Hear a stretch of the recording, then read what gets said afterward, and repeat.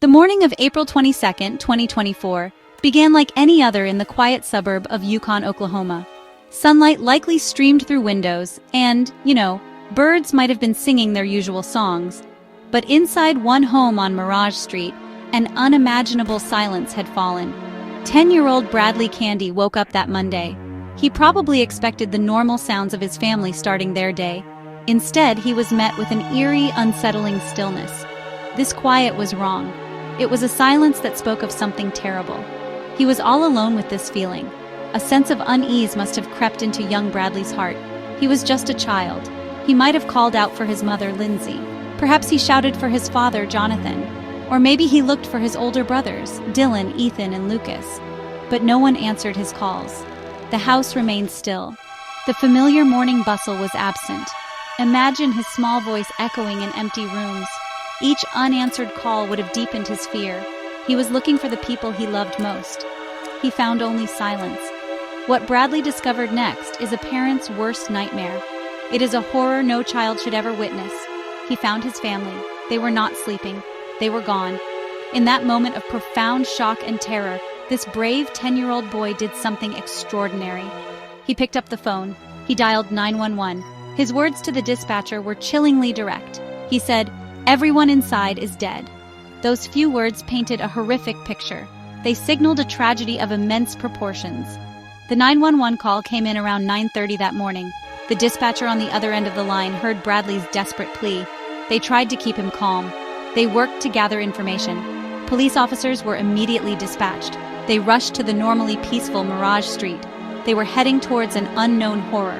They knew a child was involved. They knew the report was dire. The community was, as yet, unaware that their sense of safety was about to be shattered, unaware of the sorrow to come. When police officers arrived at 2804 Mirage Street, they were met by young Bradley. He was outside the home, physically safe, but undoubtedly traumatized. They cautiously entered the house. They were prepared for a difficult scene, but what they found inside was beyond their worst expectations. It was a scene of utter devastation. The silence Bradley had woken up to now had a terrible explanation. The nightmare was real. The family inside was indeed gone. It was a scene that would stay with these first responders forever. Investigators began the grim task of piecing together what happened. They believed the horror started late Sunday night, or perhaps it was in the early hours of Monday morning. An argument is thought to have occurred. It was between Jonathan Candy and his wife, Lindsay. What the argument was about, we may never know, but police suspect this disagreement escalated. It spiraled out of control. It led to an eruption of violence, a violence that would consume an entire family almost. At some point during this terrible escalation, Jonathan Candy, 42, retrieved a handgun. His first victim, police believe, was his wife Lindsay, who was 39 years old. He shot her multiple times. This act of violence against his partner was just the beginning. The horror did not stop there. It was a betrayal of trust, a brutal end to a life. Lindsay had no chance to escape. She was in her own home, a place that should have been safe. After killing Lindsay, Jonathan Candy then moved through the family home. Oklahoma City Police Master Sergeant Gary Knight stated Jonathan systematically targeted his children. He went after 18-year-old Dylan, he went after 14-year-old Ethan, and he went after 12-year-old Lucas. Each boy was shot and killed. It was a calculated, cold series of actions. Finally, Jonathan Candy turned the gun on himself. He died from a self-inflicted gunshot wound in a hallway of the home. The nightmare had reached its awful end. Amidst this unimaginable tragedy, there was one small, fragile glimmer of survival. 10-year-old Bradley Candy lived. He was the youngest child in the family. He was in his own bedroom when the violence unfolded. The door to his room was closed. This simple barrier provided a small measure of separation. It kept him hidden from the immediate horror. He was asleep, unaware of the danger, unaware of the fate his family was meeting. This small detail is heartbreaking in its innocence. Another detail contributed to Bradley's unknowing escape. A box fan was running in his room. Many of us use fans for white noise or to keep cool while sleeping. For Bradley that night, the fan did more. It muffled the sounds, the terrible sounds of gunshots, the sounds of the massacre that claimed his mother, and his father, and his 3 older brothers. He slept through it all, a child, lost in his dreams, while a nightmare consumed his home. This accidental sound barrier likely saved him from waking. He slept, completely unaware as his world was shattered. his innocence was preserved for a few more hours, preserved by a closed door and a humming fan. While just rooms away, his family was taken from him. It is a chilling thought, a child sleeping peacefully while such violence occurred so close by. The contrast is stark. It is deeply, deeply unsettling. He was cocooned in a fragile bubble of sleep as the tragedy reached its peak. When police arrived, they found Bradley outside the house. He was physically unharmed. This was a small mercy in a sea of sorrow. He was immediately taken to safety. His physical well-being was secured, but the emotional and psychological toll is unimaginable. He woke up to a world irrevocably changed. He lost his entire immediate family in one night. He survived, but his life was altered forever. He is the boy who lived, a boy now facing a future without them. The scene that greeted investigators inside the Candy home was one of profound horror. Oklahoma City Police Master Sergeant Gary Knight did not mince words. He described it as carnage. He also called it nothing short of a massacre. These are strong words from seasoned law enforcement. They paint a grim picture, a picture of extreme violence, a picture of lives brutally taken. The home on Mirage Street had become a house of sorrows. It was a place of unthinkable trauma. The victims were found in multiple rooms throughout the house. This detail speaks to the terrifying nature of the events. Lindsay, the mother, and Lucas, the youngest of the slain sons, were found downstairs. Upstairs, Dylan and Ethan were discovered. One was in his bed. Police stated the children appeared to have been hunted down and killed. This suggests they may have been aware of the danger. They may have tried to hide. It is a truly heartbreaking scenario to contemplate. Their final moments must have been terrifying. Jonathan Candy, the perpetrator of this horrific familicide, was found in a hallway. He had died from a self-inflicted gunshot wound. The weapon, a handgun, was presumably nearby. This was the final act in the tragic sequence. He had ended the lives of his wife and 3 of his children, and then he had ended his own. The reasons why remain elusive, but the outcome was devastatingly clear. 4 innocent lives were extinguished, and 1 young boy was left to carry the weight. Adding to the confusing and chaotic scene, smoke alarms were reportedly blaring when authorities arrived. It is unclear what triggered them. Perhaps it was related to the gunshots, or something else entirely. Investigators found no evidence of forced entry into the home. This indicated the perpetrator was indeed Jonathan Candy. There were no signs of a struggle with an outsider. The horror had come from within the family, from someone they should have been able to trust. The initial search for a motive yielded no immediate answers. Who were the Candy family? On the surface, they appeared to be like so many families in Yukon, Oklahoma. Jonathan Candy was 42 years old. His wife, Lindsay, was 39. They lived in a suburban home, just raising their 4 sons. Jonathan worked part-time at the Paycom Center, and he had even attended a Thunder basketball game the night before the tragedy. This detail, honestly, makes the events even more jarring. It speaks to a sudden, shocking turn, or perhaps a well-hidden turmoil. Their eldest son was Dylan Candy. He was 18 years old and had recently graduated from Mustang High School in the class of 2023. He was remembered by Oklahoma Baptist University as a fellow Bison. This suggests he may have been a student there, or maybe he was planning to attend. His future was just beginning, full of promise. A young man right on the cusp of adulthood, and his life was tragically cut short. The other 2 sons were Ethan and Lucas. Ethan Candy was 14 years old, a student at Mustang High School, navigating those teenage years. He likely had friends, hobbies, and dreams. Lucas Candy was the youngest of the slain children. He was 12 years old, a 6th grader at Meadowbrook Intermediate. He was still very much a child. 2 more young lives, full of potential, full of laughter and joy, now silenced. To the outside world, the Candy family seemed close-knit and loving, and that's what makes the tragedy so hard to comprehend.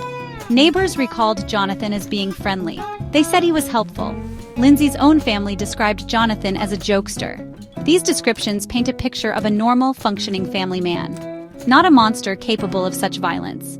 The contrast between this public image and the private horror is just so stark. It leaves everyone asking, what went so terribly wrong? The question echoed through the Yukon community and beyond. Why? Investigators diligently searched for answers. They looked for a motive, tried to understand the catalyst for such an extreme act of violence. But the reasons behind Jonathan Candy's horrific actions remained elusive. This lack of a clear explanation only deepened the shock. It made the grief, honestly, even harder to process. How could something so terrible happen without any apparent reason? It was a question that haunted everyone involved in the case. Crucially, police found no prior domestic violence calls related to the Candy family. There were no records of law enforcement being called to their Mirage Street home for disturbances. There were no official reports suggesting trouble was brewing within the family. This absence of warning signs is a particularly chilling aspect of the case. Often, in such tragedies, a history of abuse or escalating conflict comes to light. But here, there was just this unnerving silence, a silence that hid the impending storm.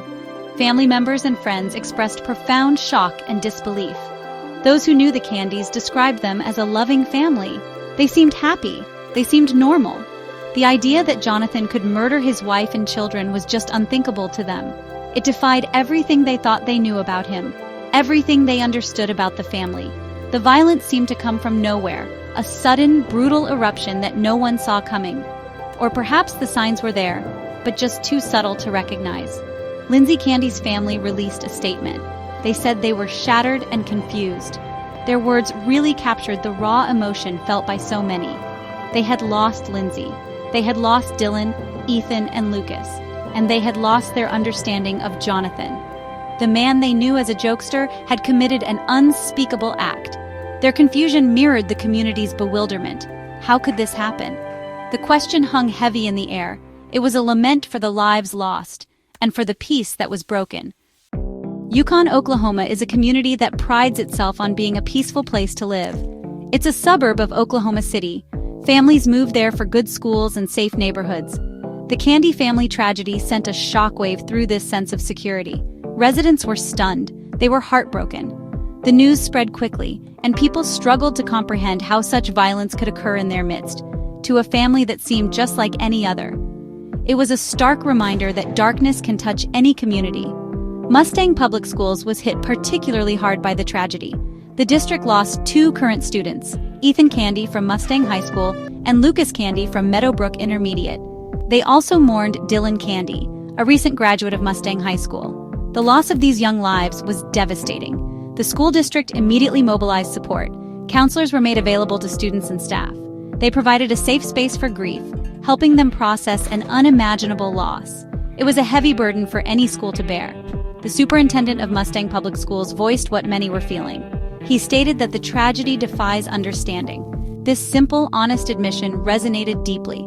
There were no easy explanations. There was no way to rationalize such a loss. The senselessness of it all was overwhelming. The school community rallied together.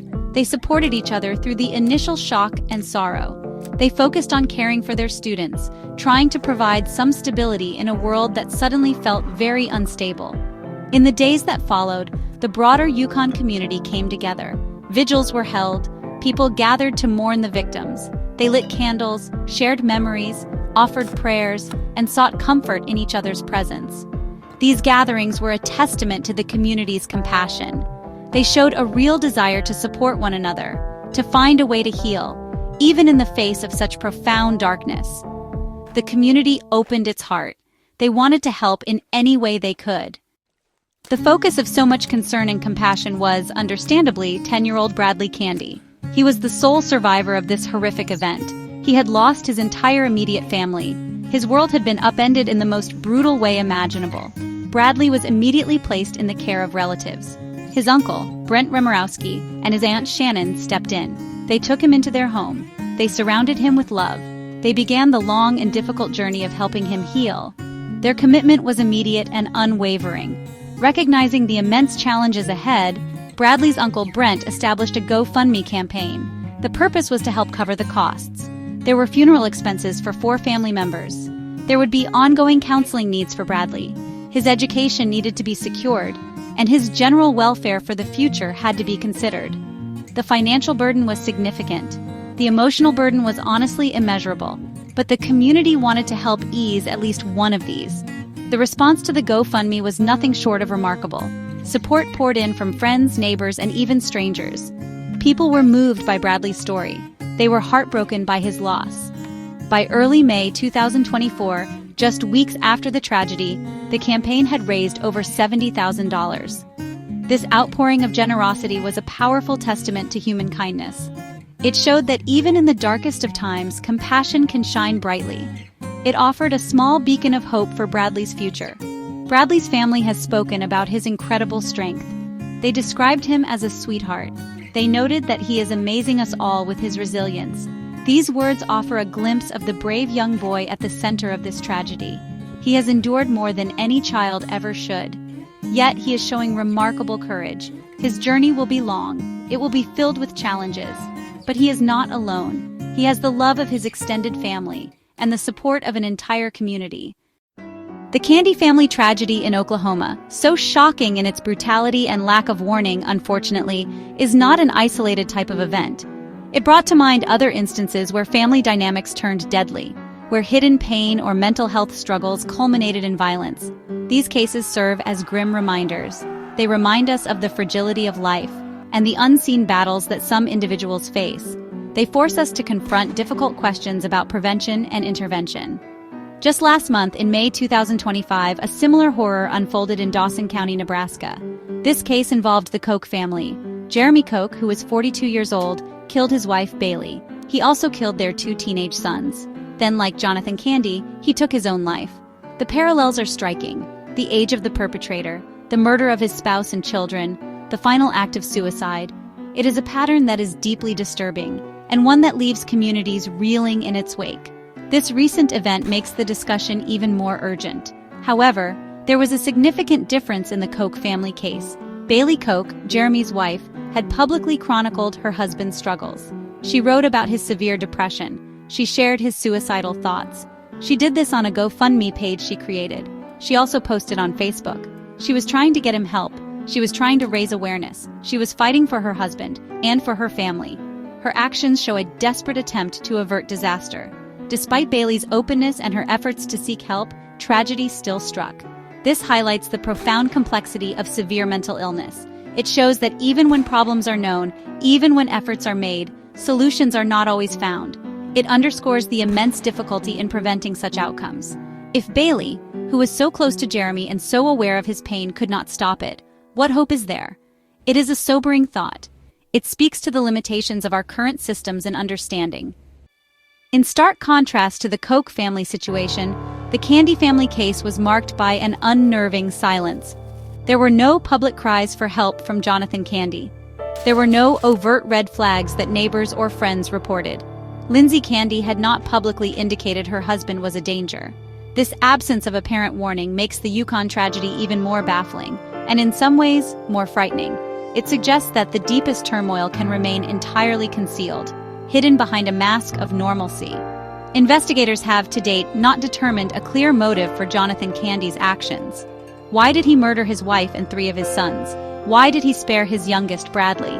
These questions may never be fully answered. The lack of a known trigger, a known history of severe mental illness, or a known pattern of domestic abuse leaves a void. This void is filled with speculation and unease. It is deeply unsettling for the community, and for all of us who try to understand such events. This tragedy serves as a painful reminder. People can be incredibly adept at hiding their pain. They can mask their inner turmoil. They can conceal their darkest thoughts and intentions. They can go about their daily lives and interact with others. They can appear to be functioning normally, all while carrying an invisible, crushing weight. This ability to hide suffering makes it incredibly difficult for others to intervene, or even to recognize that help is desperately needed. When pain remains hidden, prevention becomes an enormous challenge. How do you help someone who doesn't show they are struggling? How do you identify individuals at risk when there are no outward signs? These are profound questions with no easy answers. It highlights the need for greater awareness, greater empathy, and perhaps new ways to encourage people to share their burdens before those burdens become unbearable, before they lead to such devastating consequences. We must acknowledge these unseen battles. First and foremost, we remember the innocent victims of this terrible tragedy. We remember Lindsay Candy, a mother whose life was stolen. We remember Dylan Candy, an 18-year-old with a future ahead of him. We remember Ethan Candy, a 14-year-old navigating his youth. And we remember Lucas Candy, a 12-year-old boy whose childhood ended far too soon. Their lives mattered. Their loss is immeasurable. They leave behind a legacy of love in the hearts of those who knew them, and a profound sadness in a community that mourns them. We must also acknowledge the actions of Jonathan Candy. The devastation he caused is undeniable. The pain he inflicted upon his family and his community is immense. While we may never fully understand his internal state, his actions speak to a deep, unaddressed torment. A torment that ultimately led to the destruction of his family and himself. This does not excuse his actions, but it does compel us to think about the hidden despair that can lead to such horrific ends. It is a complex and painful reality to confront. This tragedy in Yukon, Oklahoma, starkly underscores the issues of family violence and mental health. It reminds us of the critical importance of awareness and the need for accessible resources. We must foster environments where people feel safe to speak up, whether they are victims of abuse or individuals struggling with their own mental health. We need to support each other. We need to be vigilant. We need to look out for signs of distress, however subtle, and we need to encourage help-seeking behavior without stigma. If you or someone you know is struggling with thoughts of despair, or if you are in a crisis, please know that you are not alone. There is help available. You can reach the Suicide and Crisis Lifeline by calling or texting 988. You can also call 1-800-273-TALK, that's 8255. These services are free, confidential, and available 24/7. Reaching out is a sign of strength. There are people who want to listen. There are people who want to help. There is hope for a brighter tomorrow. Let us honor the memory of the Candy family by fostering compassion and supporting one another.